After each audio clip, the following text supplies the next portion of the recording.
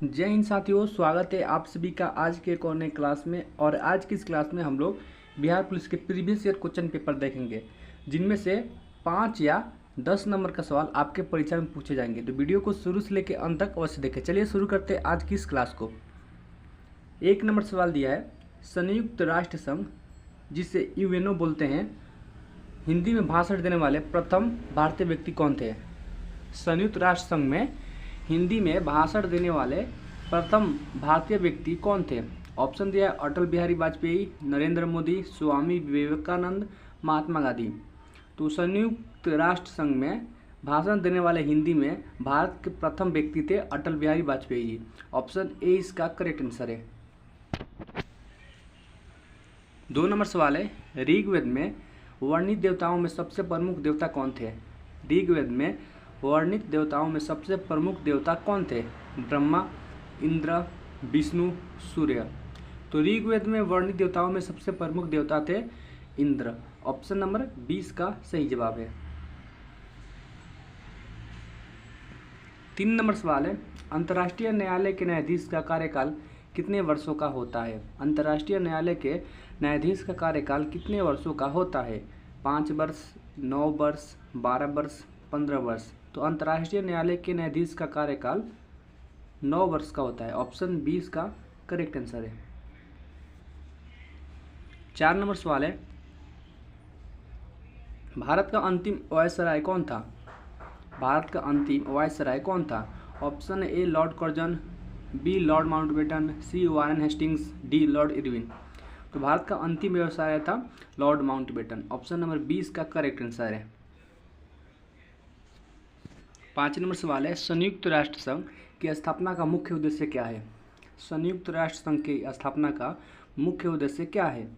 विश्व शांति एवं सुरक्षा। संयुक्त राष्ट्र संघ का उद्देश्य है विश्व शांति एवं सुरक्षा।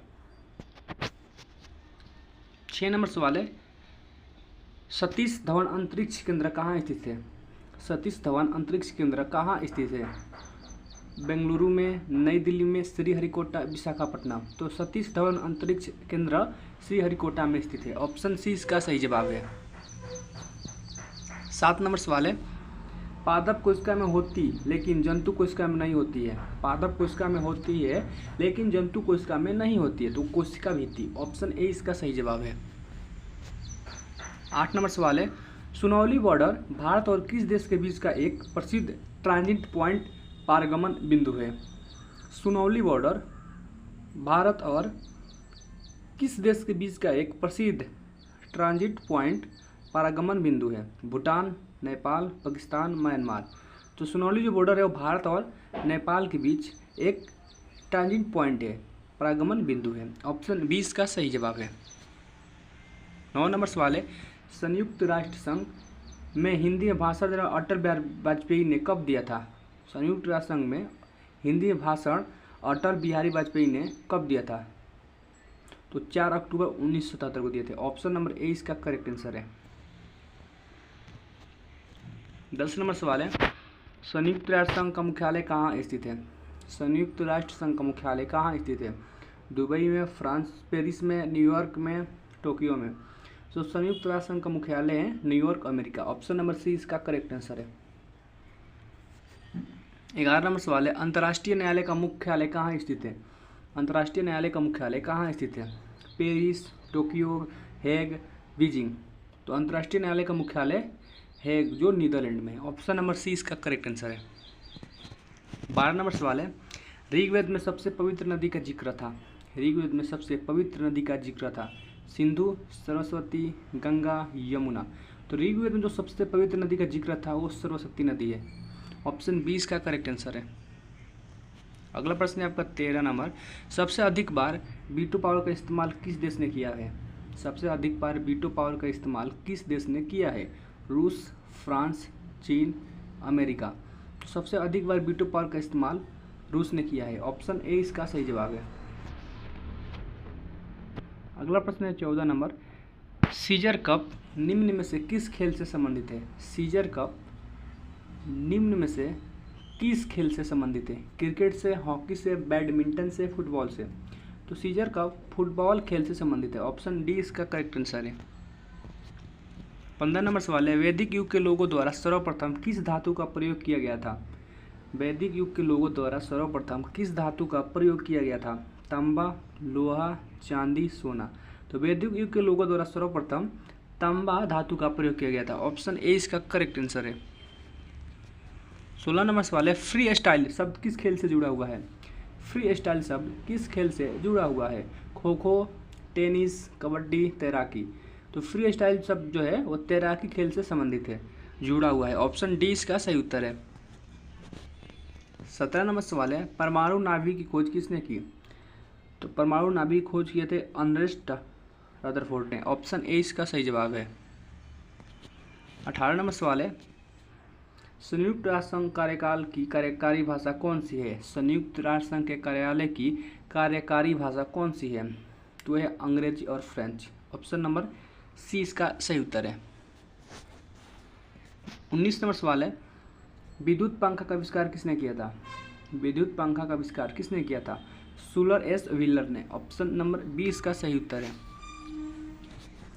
20 नंबर सवाल है आपका, थम्स कप निम्नलिखित में से किस खेल के साथ जुड़ा हुआ है? थम्स कप निम्नलिखित में से किस खेल के साथ जुड़ा हुआ है? Hockey, badminton, cricket, football. तो बैडमिंटन के साथ जुड़ा हुआ है। ऑप्शन बी इसका सही जवाब है। 21 नंबर प्रश्न है, कौन सा विटामिन हमारे शरीर में सबसे अधिक तीव्रता से बनता है? कौन सा विटामिन हमारे शरीर में सबसे अधिक तीव्रता से बनता है? Vitamin A, vitamin B, vitamin C, vitamin D. तो विटामिन डी हमारे शरीर में सबसे अधिक तीव्रता से बनता है। ऑप्शन डी इसका सही उत्तर है। 22 नंबर सवाल है, पड्डयानी किस राज्य का प्रसिद्ध लोक नृत्य है? पड्डयानी किस राज्य का प्रसिद्ध लोक नृत्य है? छत्तीसगढ़, कर्नाटक, उत्तर प्रदेश, केरल। तो पड्डयानी जो लोक नृत्य है वो केरल राज्य का प्रसिद्ध लोक नृत्य है। ऑप्शन डी इसका सही जवाब है। 23 नंबर सवाल है, संयुक्त राष्ट्र संघ की स्थापना कब हुई? संयुक्त राष्ट्र संघ की स्थापना कब हुई? 24 अक्टूबर 1945 को हुई थी। ऑप्शन बी इसका सही जवाब है। 24 नंबर सवाल है, भारत व पाकिस्तान के बीच 1971 के युद्ध के दौरान भारत के रक्षा मंत्री निम्न में से कौन थे? भारत और पाकिस्तान के बीच 1971 के युद्ध के दौरान भारत के रक्षा मंत्री निम्न में से कौन थे? बाबू जगजीवन राम, इंदिरा गांधी, यशवंत राव चौहान, स्वर्ण सिंह। तो उस समय रक्षा मंत्री थे बाबू जगजीवन राम और प्रधानमंत्री थी इंदिरा गांधी। ऑप्शन 20 का सही उत्तर है। 25 नंबर सवाल है, पुस्तक गुलामगिरी के लेखक कौन है? पुस्तक गुलामगिरी के लेखक कौन है? तो है ज्योतिराव फुले। ऑप्शन डी इसका सही उत्तर है। 26 नंबर सवाल है आपका, एटीएम में टी का क्या अर्थ है? एटीएम में टी का क्या अर्थ है? तो एटीएम में टी का अर्थ है टेलर। ऑप्शन ए इसका करेक्ट आंसर है।